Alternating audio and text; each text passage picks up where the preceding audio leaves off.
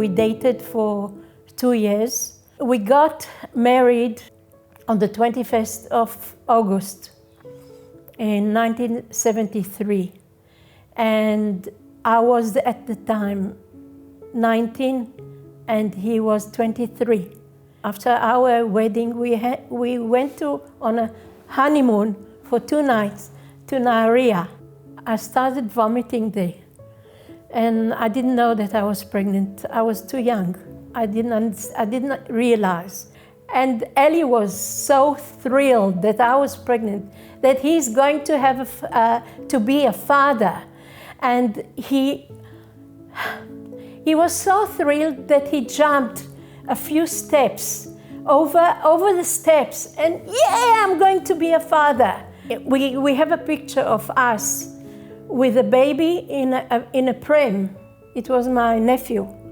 He said to me, you see, this is how we will look like when we have our own baby, and we will be old people together holding hands. When we will be old, we will still be in love. But we didn't.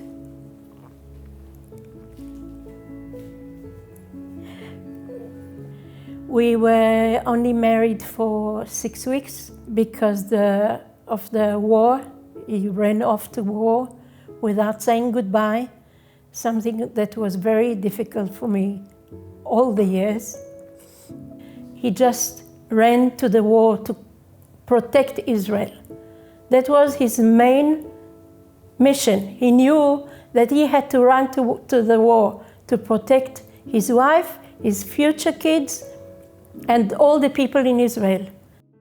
My name is Elipaz, and I have my dad's name in my name, part of it. Eli, whose ray of gold touched my life.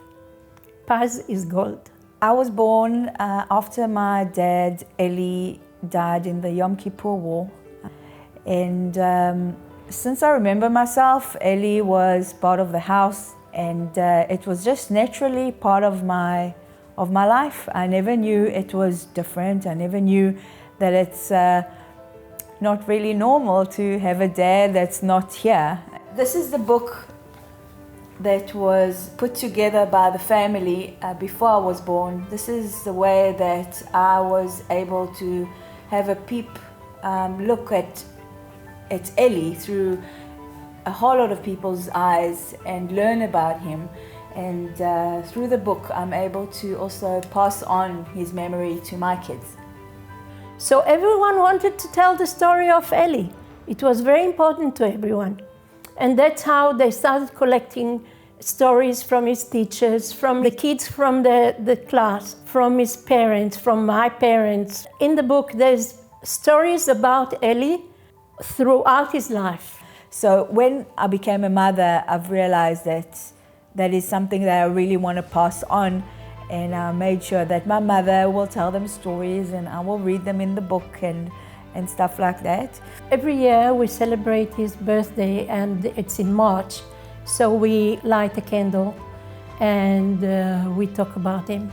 He would have been 73 this year. I like to feel joy. I don't like to feel sadness. It was his birthday. It's the day he came to the world. It's like I feel like I want to send him happy feelings and that I'm grateful. Every year there was a ceremony at school to remember his name. And the bursary that was given at that school every year was not for academic achievements, but for social contribution to your peers. You know, they say that you feel things of people that are not here when you know them and they're gone, and sometimes you feel like they're with you. And I was never physically in the same place with him, but I feel throughout my life I have really, really strange things happen to me that I feel like he's there and he's watching me and he's looking after me and he's guiding me from somewhere else.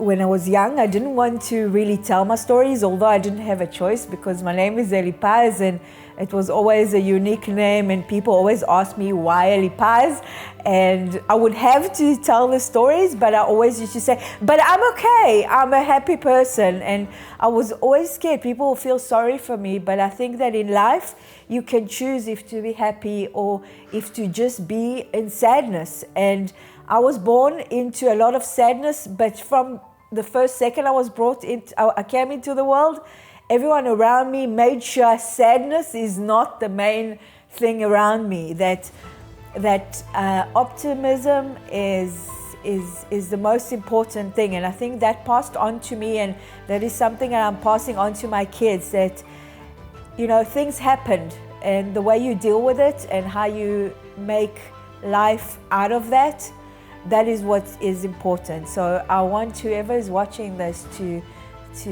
look at it as a story that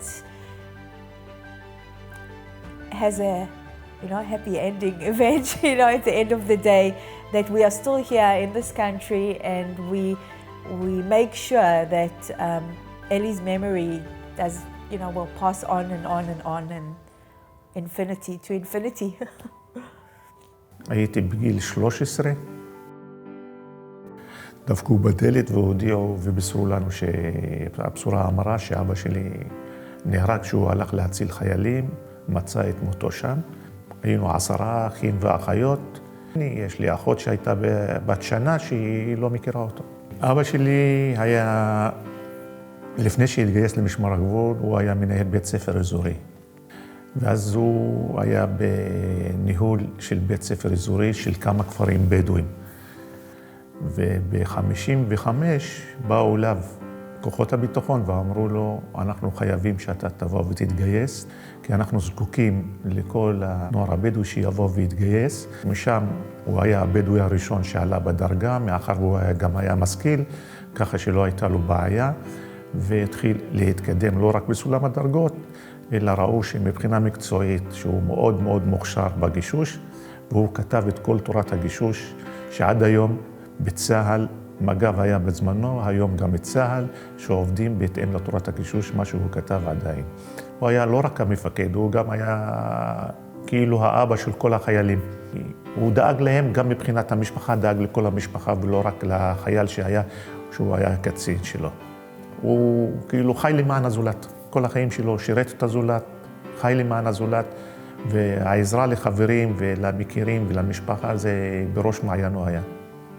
וכל הזמן אני חשבתי, אני רוצה להקים גלעד אתר הנצחה לאבא שלי, כי יש ערכים שאני רוצה לא רק פעם בשנה.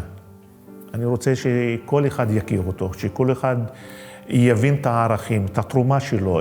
ואז שאני דיברתי עם משרד ראש הממשלה ומשרד הביטחון, שפניתי אליהם, שאני רוצה להקים, באו וישבו אותי ואמרו לי, מה דעתך שאנחנו נעשה לא רק לאבא שלך, אלא לכל הבדואים בצפון?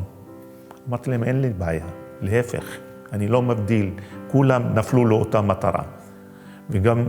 ולכן עוד יותר טוב, הקמנו עמותה, ומשם יצא הרעיון. וב-1993 האתר פה נחנך במעמד ראש הממשלה ושר הביטחון, זיכרונו לברכה, יצחק רבין, ושבנאום שלו הוא אמר, איך המדינה לא חשבה עד עכשיו לבוא ולהקים אתר הנצחה כזה לאוכלוסייה הבדואית, לחללים הבדואים. והוא אמר, טוב מאוחר מאשר בכלל לא. זה שריטה, לא רק בלב, גם שריטה בנפש, לאורך כל החיים. כל אחד חושב על קרוב המשפחה שלו, על המכיר שלו, על זה, אבל כולנו ביחד מלוכדים מסביב לזיכרון אחד, לאותם חללים שנפלו, שיקנו לנו את המדינה, שהקריבו את חייהם שנתנו לנו את המדינה. זה הזיכרון הקולקטיבי. כל אחד עם הזיכרון האישי שלו, אבל זה מתכנס לזיכרון קולקטיבי, כזיכרון של מדינה שלמה, שכל העולם רואה, שהמדינה מעריכה ומכירה את בניה שנפלו, שלמען חורותינו וחיינו.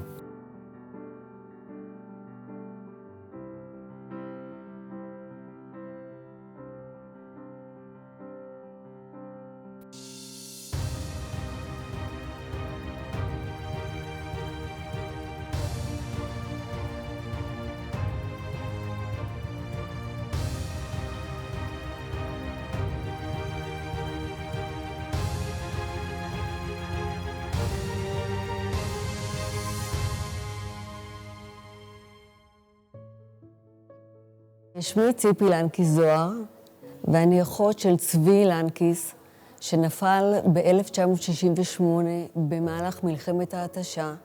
לאט לאט נפגשתי עם אנשים שהכירו אותו, והתחילו לספר לי עליו. והתחלתי להכיר אותו.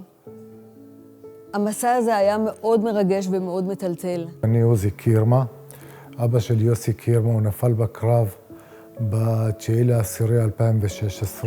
פה החיים שלי השתנו בתור אבא, והחלטתי שעוד בלוויה שאני מוסר את כל כולי להנצחה של יוסי, כי הוא חייבים להבין את מה שהוא עשה ואת המורשת שלו. ואז אני מאז עושה הרצאות בבית ספר לשוטרים. אני נבחרתי להיות סגן יושב ראש יד לבנים בירושלים. אני נותן מעצמי ואני מרגיש שהנתינה הזאת ממלאה אותי, וככה אני עוזר להנציח את הזיכרון של יוסי. עשיתי כיכר במבשרת, אני רוצה להקים בית לחיילים בודדים במבשרת. אני עושה פעם בשנה מסע אופנועים שמגיעים 1,000 אופנועים ועושים מסלול לזכרו, ובסוף יש נאומים, וכל מה שאפשר, כאילו בכל מה שאני יכול להזכיר את יוסי או לעשות למען זה שיזכרו את יוסי, אני עושה, וזה מה שממלא אותי ונותן לי את הכוח להמשיך ביום-יום עם כל המקרה הגרוע והאסון שאי אפשר לתאר את הכאב ואת הקושי ביום-יום. שמי דורון רוזנפלד מזרחי, ואני אב שכול מזה 6 שנים לזיו זכאי מזרחי. הבן שלי נפל באירוע חבלני בכביש 443. אני גם אח שכול לצערי. אני איבדתי אח לפני 20 שנה, שאיבדנו את היקר לנו, והילד לא נמצא איתנו, ואין לו המשכיות בעולם הזה. מאוד חשוב לנו הזיכרון. אני חושב שביום הזה, יום הזיכרון שנקבע, יום הזיכרון הלאומי, להיכנס לאיזשהו אתר, תמונה של חלל, ולשמוע את הסיפור, את סיפור החיים, את סיפור המקרה, זה דבר שיש לו ערך מאוד מאוד גדול. לנו, ההורים, זה נותן המון המון כוח, בכך שאנחנו יודעים שמישהו שאנחנו לא מכירים, שומע את הסיפור, לומד את הסיפור, וממשיכים עם זה את חיי הנצח של מדינת ישראל.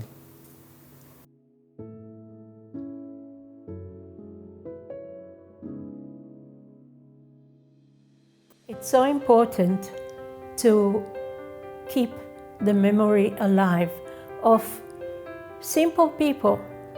He was not something grand. He was a simple guy that loved his family, loved his country, loved the Jewish people.